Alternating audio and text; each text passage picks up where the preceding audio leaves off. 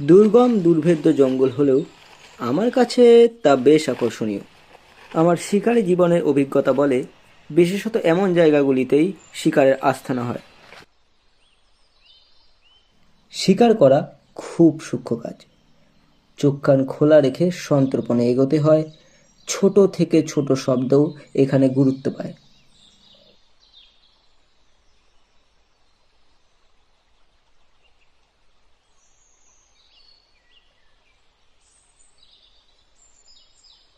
এই তো এইখানটাতেই সে বছর একটা তিতিরকে মেরেছিলাম। সেই অনুভূতির গল্প আজও আমার শিকারের লালসাকে রসদ যোগায়।